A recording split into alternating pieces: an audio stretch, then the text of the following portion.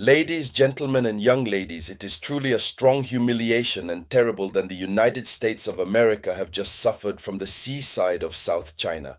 See, two devices Americans crashed while they were in the process of attempt to intimidate China, to proceed to a show of force. These two American devices that constitute the very heart of the war arsenal, American crashed. What a shame. You can't imagine. It's a hard, very hard blow for Washington, which was seeking to intimidate, to influence China, and by in relation to this Taiwan affair. And that happens while Donald Trump arrives on the Asian side.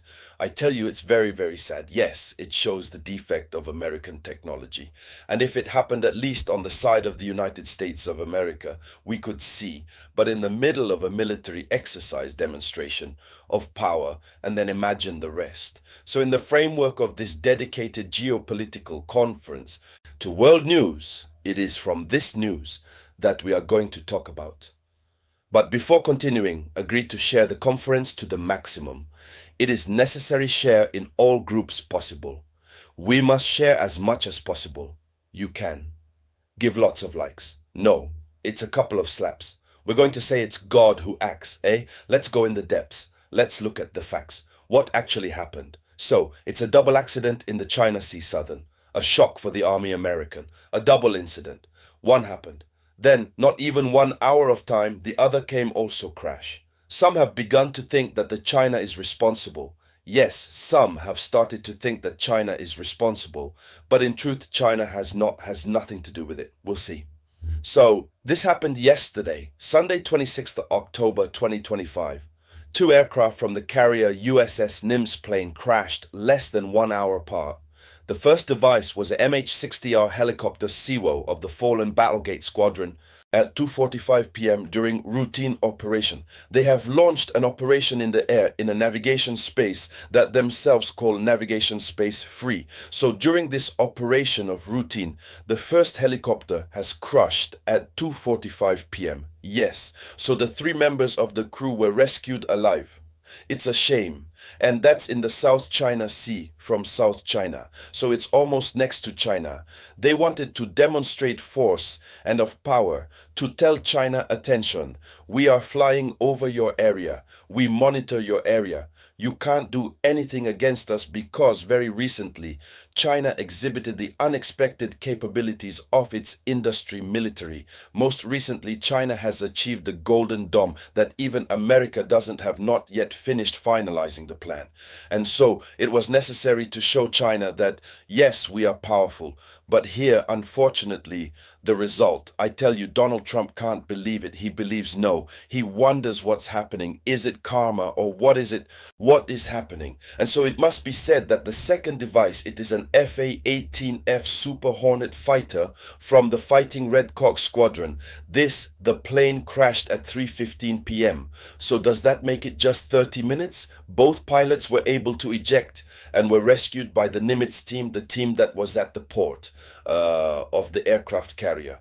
There, they were rescued. No serious injuries, but it's a lost symbolic material, extremely symbolic. This is heavy equipment, which is very expensive, with which material America came to scare China, and both crashed. So if it was a single device, sorry, we could at least understand, but it is not a single one device. Two devices, suspicions have started. Isn't that what? It's not the Chinese who are behind it. Is that? But the truth is, China has nothing to do with it.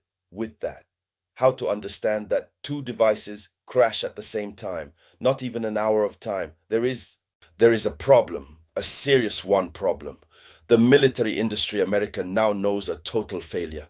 So it must be said that the China area southern is a tense area permed. This is a tension zone, and this is where America has chosen. The mother of China southern has become the scene of a direct rivalry between China and the United States and its allies peaceful. The aircraft carrier USS Nimitz was operating in a so-called freedom of mission navigation. So the aircraft carrier was there in the South China Sea, here free navigation operation, and then the helicopters were going up to go do what seems good, and then descended the acrobatics for show their power. So in short, it was a show of force against Beijing. Asian sources, more precisely Global Times and CCTV, claim that Chinese radars followed the American fleet before the incidents. So the Chinese radars followed the American fleet before that there is the incident. But there is not. No evidence of direct involvement of the Chinese army, but in a climate of extreme distrust, you understand, huh?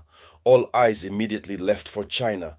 So it must be said that it is not a simple technical incident. And in this militarized sea, each accident takes on the value of a message strategic. That's it. It's a message strategic, obviously addressed to the China.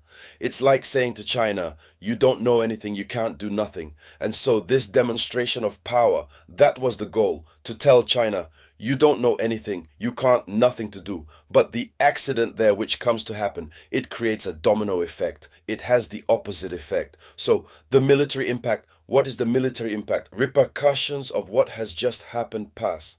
It must be said that the Navy American sells its precision and its technological superiority at all times. But two successive crashes is a damage to the image of infallibility of US forces. Their image is tarnished. That is very clear. Beijing directly commented on the incident, presenting it as proof that the American presence creates instability regional. Peking says that this American presence creates regional instability. Imagine that this crash was happening on the ground. So their presence creates instability, regional. They don't have no valid reason to be there at Sea South China. And so the media Chinese emphasize that fatigue operational American teams reflects a general exhaustion of forces US deployed simultaneously in the Pacific, in the Middle East, and in the Mediterranean. So they have the media Chinese try to justify a little to the place of the Americans. But whatever come what may, Washington has not accused China, but mentioned environmental conditions unfavorable, and therefore it is a formulation that Washington obviously has used to avoid escalation, which stay clear it was a shame. Amen.